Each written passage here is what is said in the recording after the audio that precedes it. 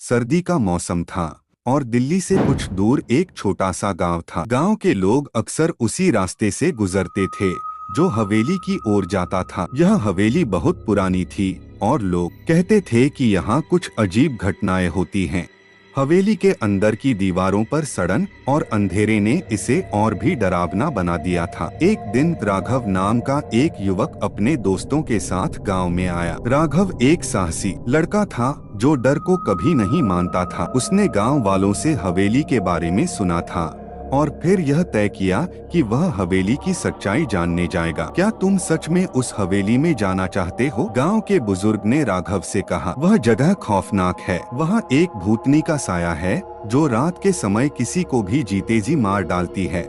राघव ने हंसी में कहा, क्या मजाक कर रहे हो? मैं तो जाकर देखूंगा कि यह सब सच है या सिर्फ अफवाहें। उसने अपनी योजना बनाई और रात के समय जब सब लोग सो चुके थे वह अपने दो दोस्तों अमित और दीपक के साथ हवेली की ओर चल पड़ा। हवेली के पास पहुँचते ही एक अजीब सी सर्द हवाएं चलने लगी। हवेली के पास पहुँचते ही राघव और उसके दोस्त ठिठक गए। खिड़कियां बंद थीं, लेकिन अंदर से एक हल्की सी रोशनी आ रही थी। ऐसा लगता था जैसे कोई अंदर हो। यहाँ कुछ तो गड़बड़ है, दीपक ने डरते हुए कहा। तुम दोनों डर क्यों रहे हो? हम अंदर जाकर पता लगाएंगे, राघव ने कहा और हवेली का दरवाजा खोल दिया। जैसे ही वह दरवाजा खोला एक बर्फीली सर्दी और घना अंधेरा छा गया। राघव के कदमों की आवाज हवेली में गूंज रही थी। वह अंदर बढ़ते गए और तभी एक दर्दनाक चीख सुनाई दी। क्या वह आवाज थी? अमित ने चौंकते हुए कहा। कुछ नहीं, तुम दोनों डर रहे हो। हम अंदर चलते हैं,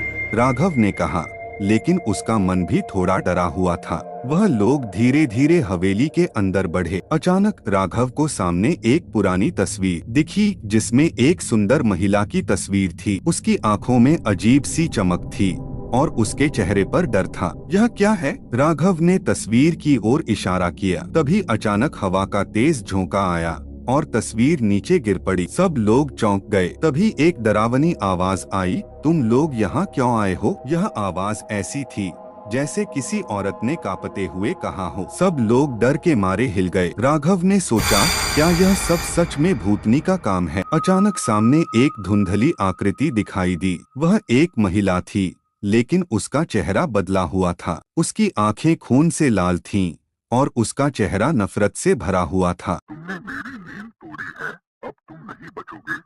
महिला ने कहा। सभी के दिलों की धड़कन तेज हो गई। राघव और उसके दोस्त भागने की कोशिश करने लगे, लेकिन रास्ता नहीं मिल रहा था। हर कोने में वही महिला दिखाई दे रही थी और उसकी हंसी से हवेली गूंज रही थी। तभी राघव को एक ख्याल आया, क्या हम उसे शांत कर सकते हैं? वह लड़की की ओर बढ़ते हुए बोला, तुम्हें शांति चाहिए तो हमें बताओ, हम तुम्हारी मदद करेंगे। महिला ने उसे घूरते हुए कहा, मुझे बदला चाहिए। जो मेरे साथ हुआ वही तुम्हारे साथ होगा।